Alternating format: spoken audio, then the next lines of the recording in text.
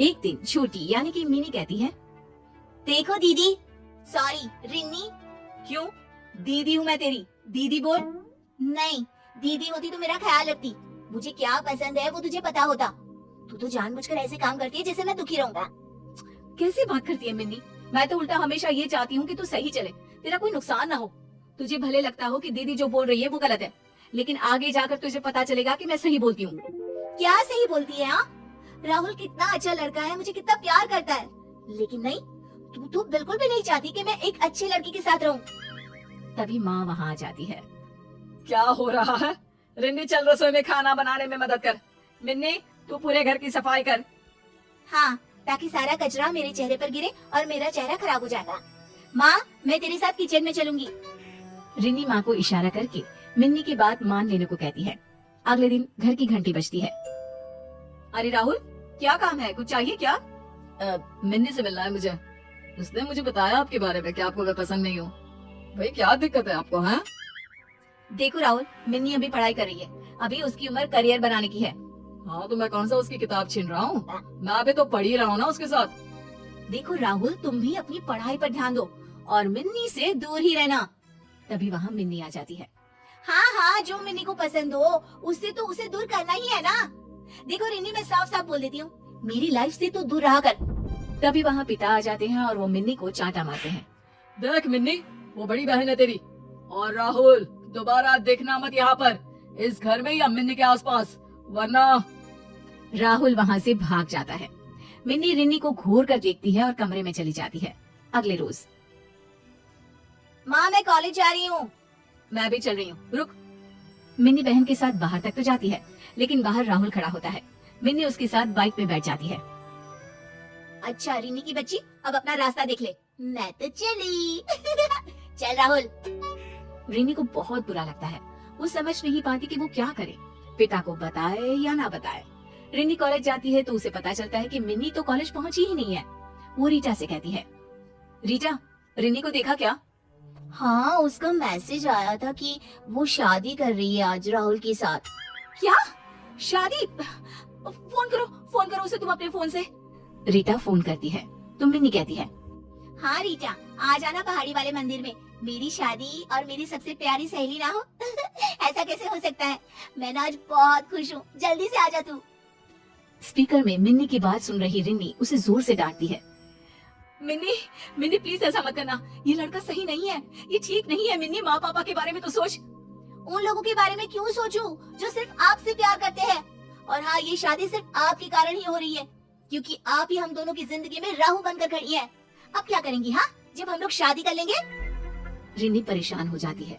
वो पिता को सारी बात बताती है। पिता पुलिस को लेकर पहाड़ी के मंदिर में जाते हैं, लेकिन तब तक मिन्नी की शादी हो चुकी होती है। वाह पापा, सही वक्त पर आए हैं, अब तो आशीर्वाद दे ही दीजिए। मिन्नी, तेरा मेरा कोई वास्ता नहीं है, तूने मेरी नाक कटा दी। अब वैसे भी मेरे जीवन में तो राहुल है, मैं उसके घर जाऊंगी क्योंकि मेरी शादी हो गई है। नहीं बेबी, मेरे घर कैसे? अभी तो मेरे मम्मी पापा को कुछ भी नहीं पता है। कुछ दिनों के लिए तो तुम्हें अपने घर ही रहना होगा।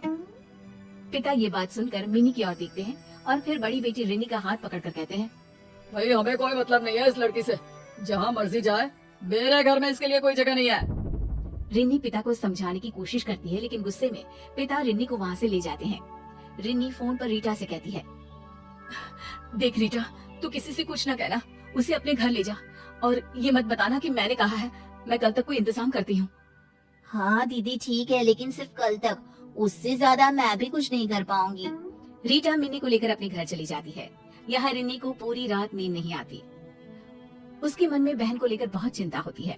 वो कोई उपाय निकालने की कोशिश करती है। और फिर अगले दिन, मिन्नी अब तू जा, वो क्या है ना, तेरी शादी के बाद अगर घर में पता चल गई तो मेरे माँ बाप सोचेंगे कि मैं भी तेरे जैसी हूँ। मेरे जैसी मतलब? अरे मेरे जैसी है तभी तो मेरी दोस्त है ना। नहीं यार, तेरे जैसी मतलब हमेशा खुद की खुशी देखना, घर के बड़ों की बात न मानना, एक आवारा से लड़की के साथ पिता की बेइज्जती करके शादी, ये सब समझ रही है ना? हाँ हाँ शायद समझ रही हूँ। लेकिन अब ये बता कि मैं क्या करूँ, कहाँ जाऊँ? क्योंकि पापा तो घर में भी घुसने नहीं देंगे। वो रिन्नी भड़का रही होगी उनको। रिन्नी भड़का रही होगी? अरे उन्हीं के कहने से तो मैंने एक दिन तुझे अपने घर में रखा। वरना तेरा तू जान। तू एक काम क्यों नहीं करती, तू राहुल को ही फोन कर लेना। हाँ तू ठीक कहती है, मैं राहुल को फोन करती हूँ, आप बस लेकर जाए वो मुझे यहाँ से। मिन्नी राहुल को फोन करती है लेकिन राहुल का तो नंबर ही बंद होता है। उसका नंबर बंद है, क्या करूँ? देख यार, मैं जितनी मदद कर सकती थी की, अब मैं नहीं जानती, तू जा बस अब यहाँ से। मिन्नी रीटा के घर से चली जाती है। वो किसी तरह राहुल को फोन लगाने की कोशिश करती है लेकिन राहुल का फोन बंद आता है। हार कर मिन्नी राहुल के घर जाने का फैसला करती है। नमस्ते माँ जी, मेरा नाम मिन्नी है, मैं राहुल से मिल सकती हूँ? मिन्नी? कौन मिन्नी? राहुल तो कॉलेज जा रहा है, रुको मैं बुलाती हूँ। अरे मिन्नी तुम यहाँ, बोलो क्या काम है? माँ ये मेरे कॉलेज में पढ़ती है। राहुल, रीटा ने भी मुझे घर से निकाल दिया है, पापा भी नहीं रख रहे हैं, तुम माँ जी को बता दो ना, क्योंकि मेरे पास अब रहने को कोई जगह नहीं है। क्या बता दूँ? मैं समझा नहीं मिन्नी। यही कि हम दोनों ने शादी कर ली है और मैं इनकी बहू हूँ। अरे क्या बकवास कर रही है ये लड़की राहुल? माँ बकवास ही तो कर रही है, खुद तो बोला ना तूने। ए मिन्नी चल निकल यहाँ से, तेरी बहन और पापा ने मेरी जो बेइज्जती की थी उसका बदला लिया है मैंने, चल निकल।